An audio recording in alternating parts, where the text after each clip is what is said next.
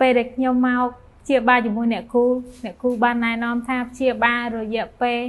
3ខែទៅ6ខែមានកូនឥឡូវខ្ញុំព្យាបាលបាន2ខែឥឡូវមានកូនដោយបំណងហើយមានអារម្មណ៍ថាសប្បាយចិត្តខ្លាំងជំរាបសួរខ្ញុំឈ្មោះណៃលីណាខ្ញុំការយៈពេល3ឆ្នាំអត់មានកូនខ្ញុំបានឃើញផេកអ្នកគ្រូគេព្យាបាលមានកូនច្រើន